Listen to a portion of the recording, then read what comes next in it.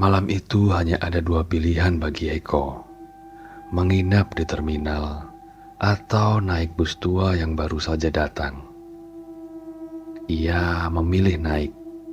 Keputusan sederhana itu justru membawanya ke perjalanan paling mengerikan dalam hidupnya.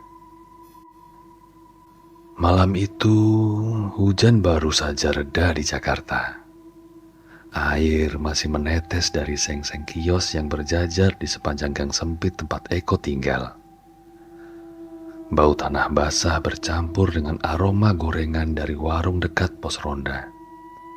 Lampu-lampu bohlam kuning menggantung redup di depan rumah kontrakan petak yang saling berhimpitan.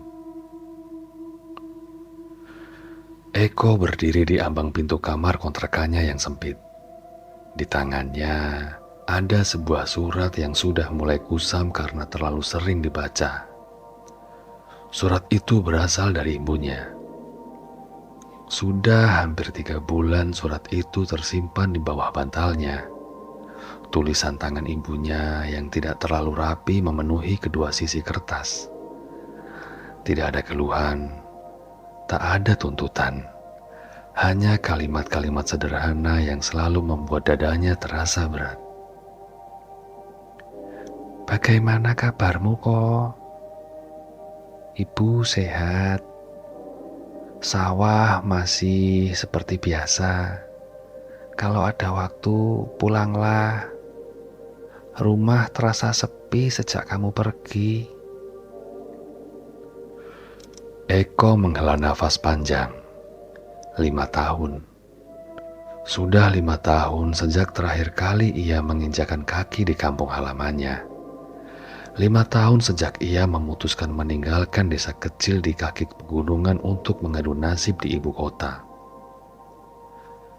Awalnya, ia berpikir hidup di Jakarta akan mengubah segalanya. Ia membayangkan pekerjaan yang bagus, gaji besar, rumah layak. Mungkin suatu hari bisa membawa ibunya tinggal bersamanya. Tapi kenyataan ternyata jauh berbeda. Selama 5 tahun terakhir, hidupnya hanya berkutat antara tempat kerja dan kontrakan. Pagi berangkat, malam pulang, begitu terus. Ia bekerja di sebuah percetakan kecil di kawasan industri.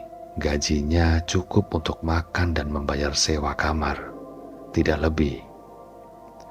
Bahkan untuk pulang kampung pun, ia harus menabung berbulan-bulan. Karena itulah ia terus menunda. 1 tahun, 2 tahun, 3 tahun. Sampai akhirnya 5 tahun berlalu begitu saja. Dan sekarang, untuk pertama kalinya setelah sekian lama, ia akhirnya memegang uang yang cukup. Tunjangan hari raya baru saja cair. Tidak banyak, namun cukup untuk membeli tiket pulang. Eko melipat surat itu perlahan, lalu memasukkannya kembali ke dalam dompet. Di atas kasur tipis yang menempel ke lantai sudah tergeletak sebuah tas ransel tua. Isinya sederhana, 2 setel pakaian, beberapa oleh-oleh, dan sedikit uang sisa tabungan. Ia tersenyum tipis. Besok pagi ia akan pulang. Malam itu, Eko hampir tidak bisa tidur. Pikirannya dipenuhi bayangan kampung halaman. Ia membayangkan jalan tanah yang membelah sawah, sungai kecil tempat ia dulu mandi bersama teman-temannya, warung kopi dekat pertigaan desa, dan tentu saja rumah kayu sederhana tempat ibunya tinggal seorang diri. Rasanya aneh. 5 tahun terasa begitu lama. Ia bahkan mulai lupa beberapa wajah tetangganya. Namun satu hal yang tidak pernah berubah adalah kerinduannya kepada ibunya. Dan Malam itu kerinduan itu terasa lebih kuat daripada sebelumnya. Pagi datang lebih cepat dari biasanya. Jam 5 subuh Eko sudah bangun. Langit Jakarta masih gelap saat ia meninggalkan kontrakan. Tas ranselnya tergantung di bahu. Udara pagi terasa lembab. Ia berjalan menuju jalan raya untuk mencari angkot. 1 jam kemudian, ia sudah tiba di terminal. Terminal pagi itu ramai bukan main. Orang berdesak-desakan. Pedagang asongan berteriak menawarkan dagangan. Suara mesin bus bersaut-sautan. Asap knalpot memenuhi udara. Suasana khas terminal tahun 90-an yang riuh dan semrawut. Eko menyukai semua itu. Entah kenapa. Mungkin karena hari itu ia sedang bahagia. Ia membeli tiket bus antar provinsi menuju kota besar yang menjadi gerbang menuju kampungnya. Perjalanan diperkirakan memakan waktu lebih dari 12 jam. Bus yang ia naiki cukup besar. Catnya mulai memudar tetapi masih terlihat kokoh. Kursinya tidak terlalu nyaman. Namun bagi Eko itu tidak masalah. Yang penting ia bisa pulang. Setelah mencari nomor kursinya, ia duduk di dekat jendela. Di sampingnya duduk seorang pria parubaya yang tampak ramah. Tak lama kemudian, bus mulai bergerak meninggalkan terminal. Perjalanan pulang akhirnya dimulai. Jam demi jam berlalu. Bus melaju membelah jalanan panjang. Gedung-gedung tinggi perlahan tergantikan oleh hamparan sawah dan perbukitan. Eko banyak menghabiskan waktu memandang keluar jendela. Kadang ia tertidur, kadang berbincang dengan penumpang lain. Suasana perjalanan terasa menyenangkan. Di dalam bus, radio memutar lagu-lagu populer tahun 90-an. Beberapa penumpang ikut bernyanyi pelan. Ada anak kecil yang sesekali menangis. Ada ibu-ibu yang seling bertukar cerita. Semua terasa normal. Tak ada tanda-tanda bahwa perjalanan ini akan berubah menjadi sesuatu yang tidak akan pernah ia lupakan sepanjang hidupnya. Menjelang sore, langit mulai mendung. Awan gelap menggantung di kejauhan. Bus berhenti beberapa kali untuk makan dan beristirahat. Saat malam tiba, hujan turun cukup deras. Butiran air menghantam kaca jendela. Lampu-lampu kendaraan tampak kabur tertelan hujan. Sebagian besar penumpang mulai tertidur. Namun Eko masih terjaga. Ia menatap kegelapan di luar. Sesekali petir menyambar jauh di langit. Entah kenapa, ada perasaan aneh yang muncul dalam dirinya. Perasaan yang sulit dijelaskan. Mungkin karena sudah terlalu lama tidak pulang, atau mungkin karena rasa cemas bertemu kembali dengan kampung yang sudah lama ia tinggalkan. Namun, ia tidak terlalu memikirkannya. Sekitar pukul 9 malam, bus akhirnya tiba di kota tujuan pertama. Terminal besar itu jauh lebih kecil dibanding terminal Jakarta. Namun masih cukup ramai. Lampu-lampu neon menerangi area parkir. Penumpang turun satu persatu. Eko ikut turun sambil meregangkan tubuhnya. Perjalanan panjang membuat punggungnya pegal. Ia memandang jam tangannya. Masih ada 1 perjalanan lagi. Dari kota ini, ia harus menaiki bus kecil menuju kampungnya yang berbeda jauh di daerah pegunungan. Jaraknya sekitar 3 jam perjalanan. Ia berjalan menuju loket informasi. "Bus ke Kecamatan Sumberjati masih ada, Pak?" tanyanya.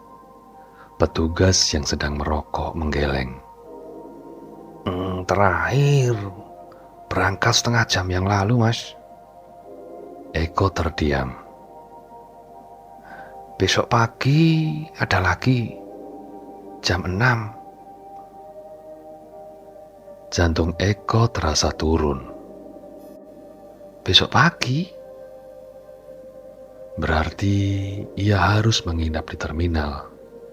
Uangnya tidak cukup untuk hotel. Ia menghela nafas panjang.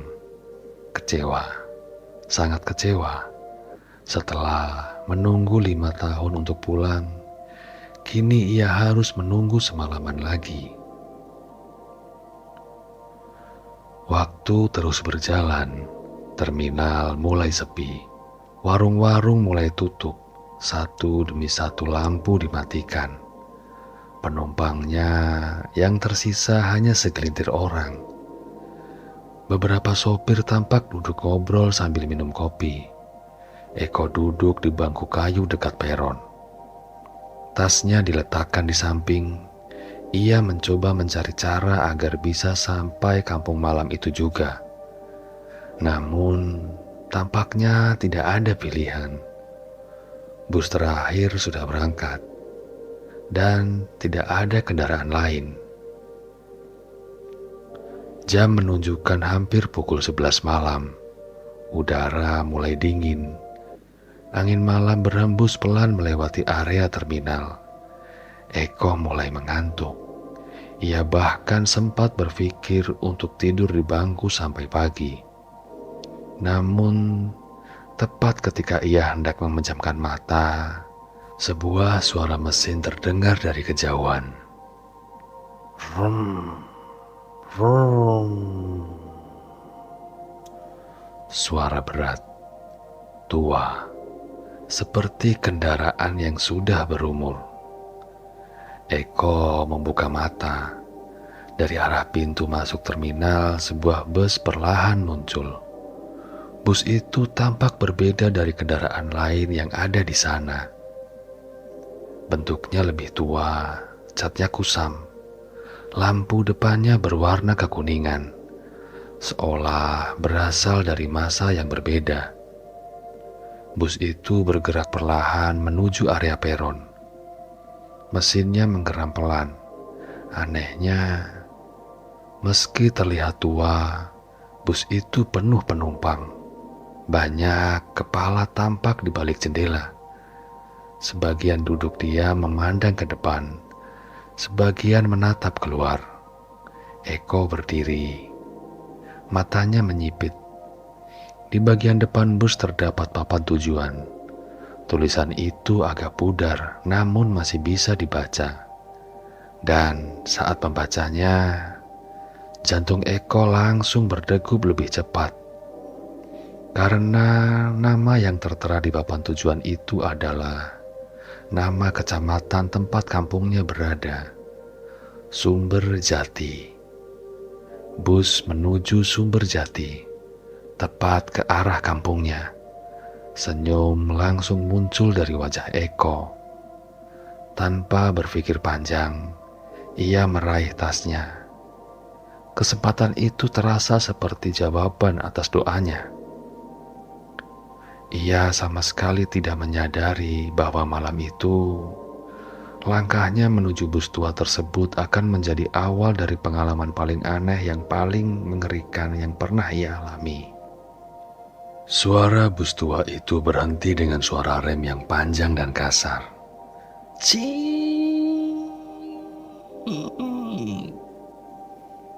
Suara itu menggema di area terminal yang hampir kosong. Eko berdiri beberapa meter dari kendaraan tersebut sambil memperhatikan bentuknya lebih jelas. Semakin dekat ia melihat, semakin aneh perasaannya. Bus itu tampak jauh lebih tua dibanding kendaraan lain yang masih terparkir di terminal. Cat biru mudanya yang kusam, Di beberapa bagian terlihat karat yang mulai memakan bodinya. Tulisan nama perusahaan transportasi di samping badan bus yang sudah memudar hingga sulit dibaca. Namun, meski tampak tua, mesin bus itu masih hidup. Lampu depannya menyala redup kekuningan, seperti mata tua yang lelah, tetapi masih terjaga. Yang membuat Eko heran, bus itu terlihat penuh. Dari luar, ia bisa melihat banyak penumpang duduk di dalam. Ada laki-laki, ada perempuan, ada anak-anak. Bahkan beberapa tampak membawa barang bawaannya. Semua terlihat normal, tak ada yang mencurigakan. Karena itulah Eko sama sekali tidak ragu. Ia langsung berjalan mendekat. Di dekat pintu bus, berdiri seorang pria bertubuh kurus mengenakan seragam lusuh yang tampak seperti kondektur. Topinya yang kusam, wajahnya yang tampak tua, mungkin sekitar 50 tahunan. Namun ekspresinya datar, hampir tidak menunjukkan emosi. "Ke Sumbir Jati, Pak?" tanya Eko. Pria itu menoleh perlahan. Tatapannya membuat Eko sedikit tidak nyaman. Bukan karena menyeramkan, hanya terasa aneh. Seperti seseorang yang sedang memperhatikan sesuatu yang tidak terlihat oleh orang lain. Beberapa detik kemudian, pria itu mengangguk. "Naik saja." Suaranya pelan, parau, hampir seperti bisikan. Eko tersenyum lega. "Masih ada tempat duduk?" "Masih," jawabannya singkat, tidak ramah. Tapi Eko tidak mempersalahkannya. Ia segera menaiki tangga bus. Begitu memasuki bagian dalam kendaraan itu, perasaan aneh kembali muncul. Entah kenapa udara di dalam terasa lebih dingin dibanding udara malam di luar. Padahal bus itu tidak ada AC. Bahkan beberapa jendela terlihat sedikit terbuka. Eko menggeser tasnya ke bahu. Matanya menyapu seluruh kabin. Semua kursi hampir terisi, namun suasananya sangat berbeda dari bus yang ia naiki sebelumnya. Terlalu tenang, terlalu sunyi, tak ada percakapan, tak ada suara radio, tak ada anak kecil yang menangis. Tak ada penumpang yang tertawa, padahal jumlah orang di dalam cukup banyak. Semua hanya duduk diam, memandang ke depan atau memandang keluar jendela, tanpa berbicara, tanpa bergerak banyak. Eko mengerenyit, mungkin mereka lelah. Ia mencoba berpikir positif. Lagi pula, sudah hampir tengah malam. Orang-orang pasti ingin beristirahat. Di bagian tengah bus, ia menemukan satu kursi kosong di samping seorang kakek tua. Rambut kakek itu putih seluruhnya. Tubuhnya kurus, mengenakan kemeja lengan panjang warna coklat dan celana kain hitam. Saat Eko mendekat, kakek itu menoleh, lalu tersenyum. Senyuman yang hangat. Untuk pertama kalinya sejak naik bus tersebut, Eko merasa sedikit nyaman. "Silakan, Nak." Eko mengangguk sopan. "Terima kasih, Kek." Ia duduk, bus kemudian kembali bergerak meninggalkan terminal. Selama beberapa menit pertama, tidak ada hal aneh yang terjadi. Bus berjalan pelan menyusuri jalan kota yang mulai sepi. Lampu toko-toko tampak satu persatu menghilang di belakang mereka. Tak lama kemudian, kendaraan itu memasuki jalan antar kabupaten yang gelap. Di luar jendela hanya terlihat bayangan pohon dan sesekali lampu rumah penduduk. Eko bersandar, tubuhnya mulai lelah. Namun entah kenapa ia tidak bisa tidur. Perasaannya terusik oleh sesuatu yang tidak bisa ia jelaskan. Sementara itu, kakek di sampingnya tampak tenang. Ia memandang keluar jendela, sesekali tersenyum sendiri, seolah sedang mengenang sesuatu. "Kampungnya jauh?" tanya kakek itu tiba-tiba. Eko menoleh. "Sumberjati, kek."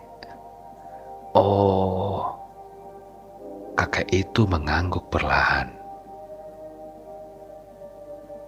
"Lama tidak pulang ya?" Eko tersenyum kecil. "Kelihatan ya?" "Kelihatan. Sudah 5 tahun." Kakak itu kembali tersenyum. Namun kali ini senyumnya terlihat sedikit berbeda, lebih dalam, lebih sulit ditebak. "Ibu masih ada?" Pertanyaan itu membuat Eko terdiam sejenak. "Masih, kek." "Bagus." Lalu kakek itu kembali memandang keluar. Percakapan selesai begitu saja. Namun anehnya, Eko merasa seperti sedang berbicara dengan seorang yang mengenalnya sejak lama, padahal mereka baru bertemu. 1 jam berlalu, bus semakin jauh memasuki daerah pegunungan. Jalan mulai menanjak. Lampu-lampu rumah semakin jarang terlihat. Kabut tipis mulai turun. Mesin tua bus berdengung pelan. Di dalam kendaraan tetap sunyi, terlalu sunyi. Eko mulai memperhatikan para penumpang. Seorang ibu duduk 3 baris di depan. Ia memangku anak kecil. Namun sejak tadi anak itu tidak bergerak sedikit pun. Tidak menangis, tidak berbicara, tidak tertidur, hanya diam. Di sisi lain, ada seorang pria bertopi yang terus menatap lurus ke depan. Sejak Eko naik bus, pria itu tidak pernah mengubah posisi duduknya. Bahkan tidak sekalipun, seolah tubuhnya membatu. Perasaan tidak nyaman mulai tumbuh, seperti kabut yang masuk melalui celah jendela. Eko mencoba mengalihkan pikirannya. Mungkin mereka memang lelah, mungkin hanya itu. Namun, semakin lama ia memperhatikan, semakin banyak hal yang terasa tidak biasa. Tak ada yang mengobrol, tak ada yang makan, tak ada yang minum, tak ada suara batuk, tidak ada suara bersin. Padahal jumlah penumpang puluhan orang. Bus itu terasa seperti dipenuhi manusia yang sedang menunggu sesuatu. Sekitar pukul 1 dini hari, bus melewati sebuah tikungan panjang. Saat itulah Eko mulai sadar ada sesuatu yang salah. Ia mengenali daerah ini, atau setidaknya merasa pernah melihatnya. Namun jalannya berbeda, sangat berbeda. Padahal ia lahir dan besar di Sumberjati. Ia hafal jalur menuju kampungnya. Meski sudah 5 tahun merantau, ia yakin jalan ini bukan jalur utama. Ia memandang keluar jendela. Hutan, hanya hutan. Pohon-pohon tinggi berdiri rapat di kedua sisi jalan. Tak ada rumah, tak ada warung, tak ada pos ronda. Padahal seharusnya mereka sudah melewati beberapa desa. "Kek," kakek itu menoleh perlahan. "Iya, ini jalannya benar ke Sumberjati." Kakek itu memandang ke depan, lalu tersenyum tipis. "Menurutmu, Nak?" Eko mengerutkan dahi. "Maksudnya?" Namun kakek itu tidak menjawab. Ia hanya kembali melihat keluar jendela. Entah kenapa jawaban itu membuat bulu kuduk Eko meremang. Beberapa menit kemudian, kejadian lain membuat jantungnya mulai berdegup lebih cepat. Secara tidak sengaja ia melihat pantulan jendela. Awalnya tidak ada yang aneh. Ia bisa melihat dirinya sendiri, juga kursi-kursi di belakang. Namun ketika pandangannya bergeser ke arah lorong bus, napasnya tertahan. Ada sesuatu yang tidak sesuai. Pantulan beberapa kursi tampak kosong. Padahal saat ia menoleh langsung, kursi-kursi itu terisi penumpang. Eko berkedip, lalu menatap lagi. Pantulan itu kembali normal. Semua penumpang terlihat. Ia menghembuskan nafas. Mungkin matanya lelah. Ya, pasti karena lelah. Namun untuk pertama kalinya sejak naik bus itu, Eko mulai merasa takut. Takut tanpa alasan yang jelas. Hujan mulai turun. Rintik-rintik kecil menghantam kaca.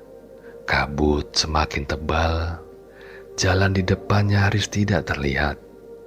Bus tetap melaju perlahan, seolah mengikuti jalur yang hanya diketahui oleh sopirnya. Tiba-tiba, kakek di samping Eko kembali berbicara. Suaranya lebih pelan dari sebelumnya. "Hati-hati, kalau pulang terlalu malam." Eko menoleh. "Maksudnya?" Kakek itu tersenyum. "Sekarang tidak apa-apa." "Kenapa?" "Karena kamu belum terlambat." Jawaban itu membuat dada Eko terasa dingin. Belum terlambat. Terlambat untuk apa? Sebelum sempat bertanya lagi, bus mendadak berguncang pelan. Mesinnya menggeram, lalu perlahan mengurangi kecepatan. Eko melihat keluar jendela. Yang terlihat hanya kabut putih pekat, sangat pekat sampai-sampai lampu depan bus nyaris tak mampu menembusnya. Bus terus melambat hingga akhirnya berhenti. Di tengah kegelapan, di tengah kabut, di tempat yang bahkan tidak dikenali Eko. Dan saat itulah, untuk pertama kalinya sejak perjalanan dimulai, seluruh penumpang di dalam bus rempak mengangkat kepala mereka perlahan, bersamaan. Seolah baru saja mendengar sesuatu yang sama. Jantung Eko langsung berdetak keras, karena suasana yang sejak tadi terasa aneh, kini berubah menjadi sesuatu yang benar-benar menakutkan. Mesin bus masih menyala. Suara dengungnya terdengar berat dan dalam, seperti nafas panjang seekor makhluk tua yang kelelahan. Di luar jendela, kabut menggantung begitu tebal hingga lampu depan hanya menciptakan lingkaran cahaya pucat beberapa meter di depan kendaraan. Tak ada rumah, tak ada warung, tak ada suara jangkrik, tak ada suara anjing, tak ada apa-apa.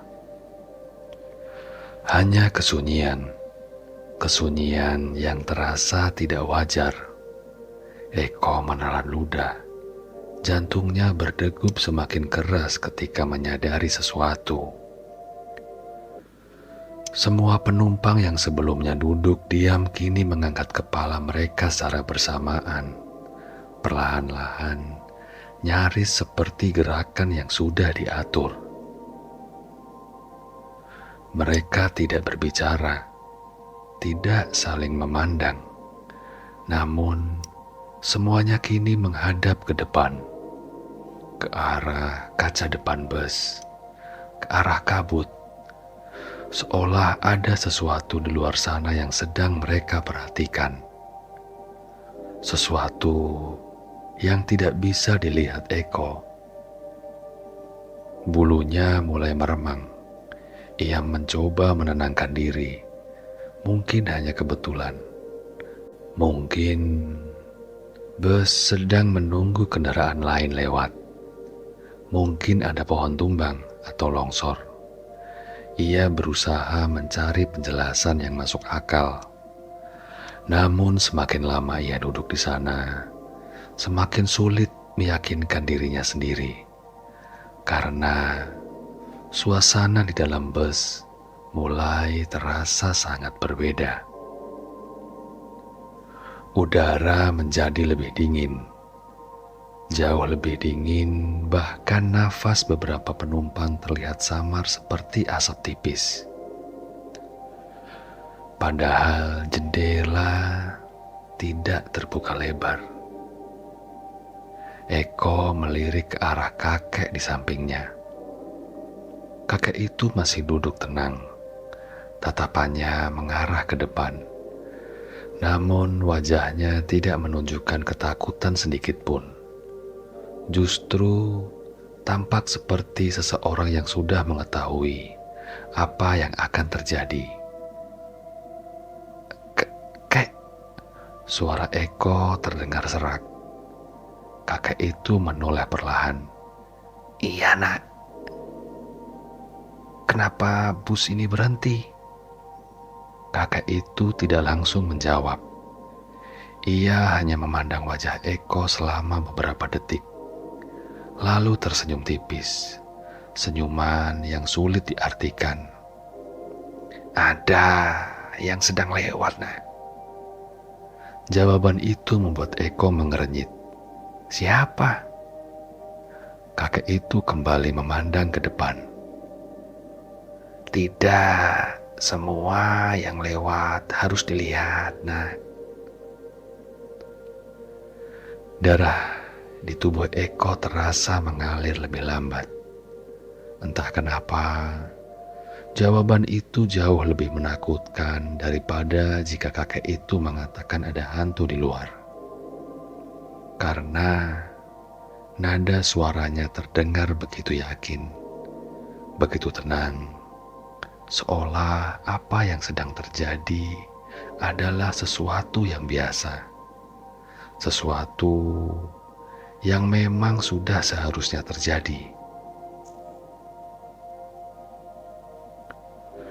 5 menit berlalu, bus masih diam, tak ada yang bergerak, tidak ada yang berbicara, bahkan supir tidak turun untuk memeriksa jalan.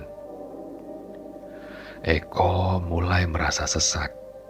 Ia berdiri dari kursinya, berniat melihat apa yang sebenarnya terjadi di depan. Namun baru beberapa langkah ia berjalan ke lorong bus, suara kakek itu terdengar lagi. Kembali duduk. Nada suaranya berubah, tidak keras, namun tegas. Eko berhenti, menoleh untuk pertama kalinya sejak mereka bertemu. Wajah kakek itu terlihat serius, sangat serius. "Jangan berdiri sekarang." Jantung Eko kembali berdetak lebih cepat. "Kenapa? Tolong duduk saja." Tidak ada penjelasan dari kakek. Namun ada sesuatu dalam tatapan mata lelaki tua itu yang membuat Eko menurut. Perlahan ia kembali ke kursinya. Beberapa detik kemudian, bus mulai bergerak lagi. Bergerak pelan, sangat pelan, seolah sedang melewati sesuatu yang tidak boleh diganggu. Kabut di luar semakin tebal. Lampu depan kini hampir tidak berguna. Yang terlihat hanya putih, putih di mana-mana. Seolah dunia di luar bus telah menghilang. Sekitar 15 menit kemudian, Eko mulai menyadari hal lain yang membuat tengkuknya dingin. Jalan yang mereka lalui tampak semakin asing. Ia sudah berkali-kali pulang pergi ke kota saat masih sekolah dulu. Ia mengenal sebagian besar jalur menuju kampung. Namun jalan ini tidak pernah ia lihat sebelumnya. Tidak ada marka jalan, tidak ada papan petunjuk. Bahkan aspalnya tampak berbeda, lebih tua, lebih gelap. Seolah sudah puluhan tahun tidak diperbaiki. Eko melihat jam tangannya. Jam tangan menunjukkan pukul 1:47. Secara hitungan normal, mereka seharusnya sudah mendekati sumber jati. Bukan malah masuk semakin jauh ke pegunungan. Kakek itu menoleh. "Kita sebenarnya kemana?" Kali ini kakek tua itu menghela nafas pelan. Lalu berkata, "Kamu benar-benar tidak mengenali tempat ini, Nak." Eko menggeleng. Tidak, Kek." Kakek itu terdiam cukup lama. Kemudian menatap keluar jendela. "Aku harap kamu memang tidak mengenalinya." Jawaban itu membuat dada Eko terasa semakin tidak nyaman. Perjalanan berlanjut, namun kini Eko tidak bisa lagi bersikap tenang. Ia mulai memperhatikan penumpang lain dengan lebih seksama. Di depan sebelah kanan duduk seorang pria mengenakan jaket coklat. Sejak awal perjalanan, pria itu tidak pernah bergerak. Bahkan posisi kepalanya tidak berubah sedikit pun. Di sisi kiri, seorang ibu tua duduk sambil memeluk tas anyaman. Tatapannya kosong, lurus ke depan, tidak berkedip, tidak juga bergerak. Dan semakin lama Eko memperhatikan mereka, semakin banyak hal kecil yang terasa salah. Terlalu salah. Mereka terlihat seperti manusia biasa, namun tidak benar-benar hidup. Seperti foto-foto lama yang tiba-tiba bisa duduk dan bernafas. Perasaan itu begitu kuat hingga membuat telapak tangannya berkeringat dingin. Kemudian sesuatu terjadi. Sesuatu yang membuat seluruh tubuh Eko membeku. Saat bus melewati tikungan panjang, cahaya lampu depan menyinari sebuah papan jalan tua di pinggir jalur. Hanya sesaat, namun cukup bagi Eko untuk membaca tulisannya. Dan saat membaca tulisan itu, darahnya seperti berhenti mengalir. Karena papan itu bertuliskan Jalur Lama Sumberjati. Tulisan cat putihnya sudah memudar.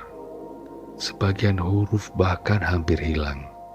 Namun Eko tetap mengenal nama itu. Jalur Lama Sumberjati. Ia pernah mendengarnya. Bukan dari teman, bukan dari tetangga, melainkan dari ayahnya dahulu. Saat Eko masih kecil. Dulu ayahnya pernah bercerita bahwa sebelum jalan raya baru dibangun, kendaraan menuju desa harus melewati jalur pegunungan yang jauh lebih berbahaya. Jalan sempit, tikungan tajam, dan rawan longsor. Menurut cerita orang-orang tua di kampung, jalur itu akhirnya ditutup setelah beberapa kecelakaan besar terjadi di sana. Sudah sangat lama, bahkan sebelum Eko remaja, jantungnya berdegup semakin cepat. Kalau jalur itu sudah ditutup, lalu kenapa bus ini bisa berada di sini? Seolah belum cukup, hujan kembali turun, kali ini lebih deras. Air menghantam kaca jendela dengan suara berisik. Kabut bercampur hujan, membuat dunia luar nyaris tak terlihat. Kemudian, Eko melihat sesuatu. Awalnya ia mengira hanya bayangan. Namun, setelah memperhatikan beberapa detik, ia sadar itu bukan ilusi. Di antara pepohonan yang diterangi lampu bus, tampak sesosok orang berdiri. Diam di tengah hutan, tidak bergerak, hanya berdiri menghadap jalan. Bus terus melaju. Sosok itu menghilang di belakang mereka. Lalu beberapa ratus meter kemudian, ada lagi seorang perempuan berdiri di pinggir jalan. Diam menghadap ke arah bus, tidak bergerak, tidak berlindung dari hujan, tidak membawa payung, hanya berdiri, dan setelah itu muncul lagi, dan lagi, dan lagi. Sosok-sosok yang berdiri di sepanjang jalur, diam seperti sedang menunggu sesuatu. Eko merasakan nafasnya mulai pendek. Ia tidak berani lagi melihat keluar. Tangannya menggenggam erat kursi di depannya. Kakek di sampingnya akhirnya berbicara. Kali ini suaranya sangat pelan, hampir seperti bisikan. "Jangan melihat mereka, Nak." Eko menoleh cepat. "Apa?" "Jangan melihat mereka terlalu lama." "Kakek tahu siapa mereka?" Lelaki tua itu terdiam. Beberapa saat kemudian ia menjawab, "Orang-orang yang belum menemukan jalan pulang itu, Nak." Kalimat itu membuat tengkuk Eko merinding hebat. Namun sebelum ia sempat bertanya lebih jauh, bus mendadak mengerem. Cii.